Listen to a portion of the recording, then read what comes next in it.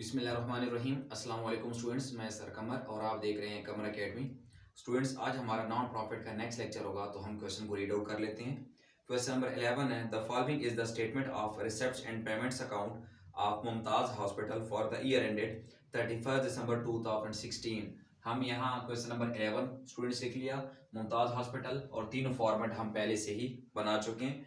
तो पहले पॉइंट पे आते हैं स्टूडेंट्स, वो कह रहे हैं opening balance. Opening means opening balance sheet का पॉइंट है, ठीक है। और cash, bank, government securities. Students, government securities mean ये बॉन्ड्स वगैरह होते हैं, ठीक है। तो ये हमारे क्या होते हैं, एसेट ही होते हैं। मोस्टली ये गवर्नमेंट के लिए, खुद लिखा हुआ गवर्नमेंट सिक्योरिटीज, ठीक है। तो इट्स मीन ये गवर्नमेंट के जो एसेट्स हैं, बॉन्ड्स वगैरह। तो ये कैश, बैंक, गवर्नमेंट सिक्योरिटीज तीनों हमारे एसेट हैं स्टूडेंट्स। और ओपनिंग, तो इट्स मीन ये कैश, उसके बाद जो बैंक और लिखा हुआ है गवर्नमेंट सिक्योरिटीज, ठीक है। ये तीनों हमारे ओपनिंग एसेट हैं। तो तीनों की वैल्यू हम कहाँ लिख लेंगे, ओपनिंग में लिख लेंगे, ठीक है। उसके बाद फिर स्टूडेंट्स हम नेक्स्ट पॉइंट पे आ जाते हैं। इन तीनों को लिखने के बाद वो कह रहे हैं रिसेप्ट्स, नीचे खुद लिखा हुआ है रिसेप्ट्स। सब्सक्रिप्शन जो कि हमारी क्या होती है, इनकम होती है, तो हम यहाँ लिख लेंगे सब्सक्रिप्शन। तो स्टूडेंट्स, मैंने यहाँ पॉइंट हाफ लिखा हुआ है, ठीक है, यानी सब्सक्रिप्शन हाफ लिख लिया, आपने पेपर में पूरा लिखना है, ठीक है इसको। उसके बाद इंटरेस्ट जो कि हमारी क्या होती है, इनकम होती है, तो हम यहाँ लिख लेंगे इंटरेस्ट, और इसकी वैल्यू है 9000। उसके बाद स्टूडेंट्स डोनेशन, डेल का पॉइंट है, फिलहाल छोड़ देंगे। नेक्स्ट मिसलिनियस, ये भी हमारी क्या होती है, मिसलिनियस इनकम होती है, ठीक है, और इसकी वैल्यू है 300। सामने आते हैं पेमेंट साइड पे, इसकी वैल्यू है सैलरीज। सैलरीज हमारा क्या है, एक्सपेंस, इधर लिख लेंगे 23,000।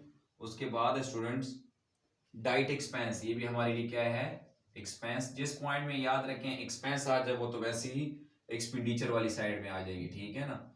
उसके बाद वो कह रहे हैं सर्जरी एंड डिस्पेंसरी, हमने कोई सर्जरी करवाई है, ठीक है, तो ये भी हमारे लिए क्या है, एक्सपेंस है, सर्जरी एंड डिस्पेंसरी। आप पूरा लिख लीजिएगा, वहां पे 1200 इसकी वैल्यू है। नेक्स्ट वो कह रहे हैं ऑफिस एक्सपेंस, ये भी हमारे लिए क्या है, एक्सपेंस है, और स्टूडेंट्स इसकी वैल्यू है 700।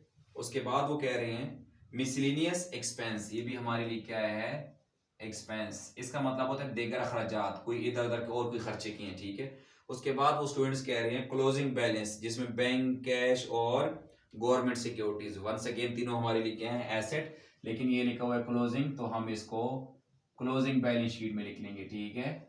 और ये तीनों भी हमारे लिए क्या है, एसेट्स हैं। यहाँ स्टूडेंट्स हम लिख लेंगे 18,000, उसके बाद 1300, और देन आफ्टर हम लिख लेंगे 1,80,000, ठीक है। अब स्टूडेंट्स हमने सारे पॉइंट कर लिए एक्सेप्ट डोनेशन, जो कि डेल का पॉइंट है, वो हमने जोड़ दिए। तो स्टूडेंट्स नेक्स्ट आते हैं हम एडजस्टमेंट पे, जिनके डबल इफेक्ट होते हैं। हम बना रहे हैं 2016 के लिए। यहाँ कह रहे हैं you are asked to prepare income and expenditure account for the year and the balance sheet as on 1 January 2016। Students, आपने इससे परेशान नहीं होना, 1 जनवरी, ये 31 दिसंबर 2016 ही है, ठीक है ना। आपने पीछे देखना है कहाँ एंड हो रहा है, ठीक है। 1 जनवरी सिर्फ ओपनिंग बैलेंस शीट में लिखेंगे, ओके। आगे चलते हैं स्टूडेंट्स, वो कह रहे हैं the other assets on 1 January 2016 were furniture 2000, land, building और इंस्ट्रूमेंट्स, ठीक है। ये जो मेडिकल वगैरह, जो औजार वगैरह होते हैं, कैंची वगैरह, ठीक है, ये भी हमारे क्या है, एसेट हैं, साल साल चलते हैं ऑलमोस्ट, ठीक है। तो स्टूडेंट्स, आपने इससे परेशान नहीं होना, सर अदर एसेट्स ऑन 1 जनवरी तो ओपनिंग में आएगा और बस इधर ही नहीं, हर एडजस्टमेंट के डबल इफेक्ट हैं। अब फर्नीचर से लेके इंस्ट्रूमेंट्स, ये चारों हमारे एसेट हैं, तो डबल इफेक्ट कहाँ कहाँ आएंगे, ओपनिंग एसेट में और क्लोजिंग एसेट में आएंगे, ठीक है। तो यहाँ हम लिख लेंगे पहले फर्नीचर, देन आफ्टर हम लिख लेंगे लैंड और बिल्डिंग, देन आफ्टर हम साथ क्या लिख लेंगे, इंस्ट्रूमेंट्स, जो कि हमारे लिए क्या है, ये चारों एसेट्स हैं, ठीक है। तो फर्नीचर की वैल्यू है 2000, लैंड 50,000, देन आफ्टर जो है बिल्डिंग 1,50,000, ठीक है, और 3500 की वैल्यू किसकी है, इंस्ट्रूमेंट्स की, ठीक है। तो स्टूडेंट्स, यही चारों हम इधर भी लिख लेंगे, ठीक है ना। फर्नीचर इधर लिख लेंगे, जो कि हमारे लिए एसेट, फिर उसके बाद ये बाकी हैं वो भी हम इधर ही लिख लेंगे। लेकिन स्टूडेंट्स, मैं इनके वैल्यू इनर कॉलम में लिख रहा हूँ, यानी बाहर नहीं लिख रहा, इसलिए हो सकता है इन पे कोई एडजस्टमेंट हो, स्पेशली कौन सी वाली, डिप्रिसिएशन वाली, ठीक है, जो इनकी वैल्यू कम कर देती हैं। तो फिलहाल हमने इनको इनर कॉलम में लिख लिया। नेक्स्ट स्टूडेंट्स पढ़ते हैं, कह रहे हैं the government securities of the face value rupees 2 lakh cost 1,80,000। Students बच्चे इस पॉइंट से बड़े परेशान होते हैं। गवर्नमेंट सिक्योरिटी जो कि ओपनिंग वैल्यू थी इसकी 1,80,000 हमारा एसेट है और क्लोजिंग भी 1,80,000 है, ठीक है। यहां वो कह रहे हैं the government securities face value 2 lakh. Students face value का मतलब ये समझ लीजिए इसकी पार वैल्यू, यानी इन शॉर्ट आप ये समझ लें जब अगर हम इसको अभी सेल करें तो 1,80,000 की हमें खुद पड़ी है, अगर हम इसको सेल करें तो 2 लाख की सेल होगी। आप फेस वैल्यू आप ये समझ लें, ठीक है, यानी इसकी जो भी कीमत है 2 लाख, तो इट्स मीन 1,80,000 की चीज 2 लाख की सेल हो सकती है। हमें क्या हो जाएगा फायदा, अगर हम सेल करें कितना फायदा होगा 20,000 का। लेकिन स्टूडेंट्स अकाउंटिंग के रूल्स के मुताबिक अगर किसी एसेट की वैल्यू ज्यादा हो लेकिन जब तक हम उसको सेल नहीं करेंगे हम उस इनकम को, जो हमारी इनकम होनी है, उसको हम नहीं लिखते, ठीक है। ये इसका एक कंसेप्ट है लेकिन पर बात दूर चली जाएगी, ठीक है। तो फिलहाल हम क्वेश्चन तक करते हैं। तो आप इन शॉर्ट ट्रिक ये समझ लें कि अगर किसी एसेट की वैल्यू हमारे पास कम लिखी हो और उसकी फेस वैल्यू ज्यादा शो हो रही हो, हमें प्रॉफिट हो रहा हो यानी, ठीक है, तो हम इसको अभी नहीं लिखेंगे, तो इस पॉइंट को हमें इग्नोर कर देंगे। हाँ, बच्चों का सवाल होता है कि सर अगर इसकी फेस वैल्यू कम शो हो रही हो तो फिर तो हमें लॉस हो जाएगा, तो लॉस हम लिखते हैं स्टूडेंट्स। तो लॉस हम बिल्कुल सेम डिप्रिसिएशन की तरह इधर से माइनस करते और यहाँ एक्सपेंस पे लिख लेते, ठीक है। लेकिन अगर उसकी फेस वैल्यू ज्यादा हो रही हो तो फिर नो इफेक्ट।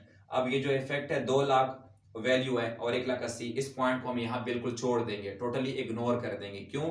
इसकी फेस वैल्यू ज्यादा है, तो हम अगर किसी एसेट की वैल्यू ज्यादा शो हो रही हो तो उसको हम रिकॉर्ड नहीं करते, तो जो वैल्यू पहले लिख चुके हैं बस वही रहेगी, ठीक है। होप सो आपको इस पॉइंट की समझ लग गई होगी। नेक्स्ट स्टूडेंट्स वो कह रहे हैं द सब्सक्रिप्शन रिसीवेबल, सब्सक्रिप्शन यानी इनकम का point, received include 10,000 for the year 2015। Students हम 2016 का बना रहे हैं, वो कह रहे हैं सब्सक्रिप्शन में शामिल है 10,000 फॉर 2015 यानी प्रीवियस ईयर। इनकम का पॉइंट तो क्या होगा, डबल इफेक्ट, लेस और ओपनिंग एसेट। तो स्टूडेंट्स यहाँ लिखेंगे लेस, माइनस कर दें लास्ट ईयर या प्रीवियस ईयर के नाम से, पहले आपको बता चुका हूं। और कहाँ लिख लेंगे, यहाँ लिख लेंगे लास्ट ईयर या प्रीवियस ईयर सब्सक्रिप्शन के नाम से ओपनिंग एसेट में लिख लेंगे, ठीक है। और आई कह रहे हैं students but 7,000 is outstanding for 2016, यानी ये पॉइंट भी सब्सक्रिप्शन पे है। पहले 10,000 प्रीवियस ईयर के नाम से था और अब कह रहे हैं बट 7,000 इज आउटस्टैंडिंग फॉर 2016 यानी सेम ईयर 2016। तो इनकम का पॉइंट है प्लस और क्लोजिंग एसेट, यहां लिख लेंगे प्लस आउटस्टैंडिंग के नाम से 7,000 और यहां लिख लेंगे आउटस्टैंडिंग सब्सक्रिप्शन 7,000, ठीक है। उसके बाद वो कह रहे हैं students interest received 2,000 for 2015। Students interest हमारा क्या है, इनकम है, तो इनकम का पॉइंट और वो कह रहे हैं 2,000 फॉर 2015 यानी कि प्रीवियस ईयर, और इंटरेस्ट सूद हमारी इनकम है, तो लेस और ओपनिंग एसेट यहां लिख लेंगे माइनस लास्ट ईयर के नाम से बेशक लिख लें, ठीक है, जो कि वैल्यू कितनी है इसकी 2,000। और कहां लिखेंगे स्टूडेंट्स, यहां लिखेंगे last year interest, last year interest 2,000 यहां लिख लिया, ठीक है। आगे कह रहे हैं but 2300 is 2300 is outstanding for 2016 यानी सेम ईयर। और वंस अगेन ये पॉइंट भी इंटरेस्ट पे इनकम भी है, सेम ईयर इनकम का पॉइंट ऐड किस नाम से, आउटस्टैंडिंग के नाम से, ठीक है, 2300। और क्लोजिंग एसेट तो यहां लिख लेंगे स्टूडेंट्स आउटस्टैंडिंग इंटरेस्ट, कितनी वैल्यू 2300, ठीक है। तो ये पॉइंट भी स्टूडेंट्स हमने कर लिया, इसके अलावा कोई एडजस्टमेंट नहीं है, तो इसका मतलब है सैलरीज पे एडजस्टमेंट नहीं है, तो इसकी वैल्यू भी हम कहाँ लिख लेंगे, आउटर कॉलम में। पहले से ही मैंने इसलिए इसको अंदर लिखा था कि शायद इस पे कोई एडजस्टमेंट हो।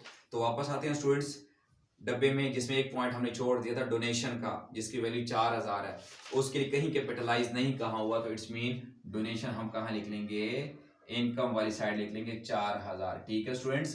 तो यहाँ तक हमने सारे पॉइंट्स कर लिए हैं। अब इसको क्या करते हैं, प्लस माइनस करके इसका हम सोल्यूशन निकालते हैं, ठीक है स्टूडेंट्स। तो पहले हम निकाल लेते हैं, यहाँ क्या लिखते हैं हम हमेशा, कैपिटल फंड, जिसकी वैल्यू हम कहाँ से निकालेंगे, ओपनिंग बैलेंस शीट से, ठीक है। तो अब हम क्या करते हैं, इन सब को ऐड अप कर लेते हैं ताकि हमारे पास कौन सी वैल्यू आ जाए, कैपिटल फंड की वैल्यू आ जाए, ठीक है स्टूडेंट्स। तो हम इन सबको अगर ऐड कर लेते हैं तो हमारे पास वैल्यू आ जाती है 406,000, इधर भी लिख लेंगे और इधर भी।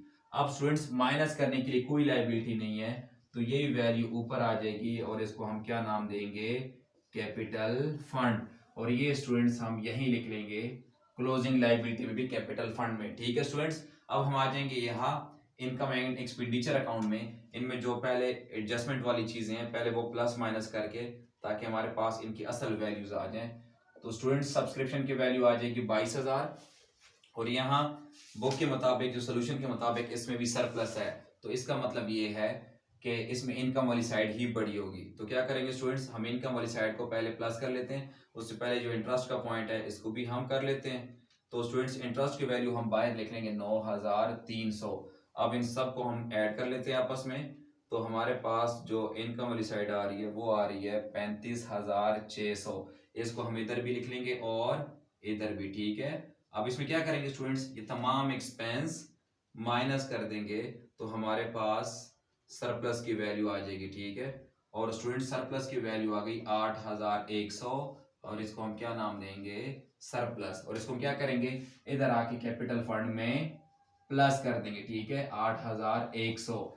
तो स्टूडेंट्स इनको प्लस करने के बाद हमारा आंसर आ जाएगा बाहर 414,100, ठीक है। अब स्टूडेंट्स क्या करेंगे, हम दोनों साइड इक्वल करने के लिए, अच्छा एक और बात स्टूडेंट्स, हमने ये जो फर्नीचर वगैरह जो एसेट्स हैं इनकी वैल्यू जो अंदर लिखी थी, ये सोच के कि शायद इन पे कोई डिप्रिसिएशन हो जो कि माइनस करते हैं, लेकिन हमने पूरा क्वेश्चन पढ़ लिया लेकिन इसमें कोई डिप्रिसिएशन की एडजस्टमेंट नहीं है। तो इसका मतलब है स्टूडेंट्स ये जो इनके वैल्यूज हैं वो हम पहले आउटर कॉलम में लिख लेंगे, ठीक है।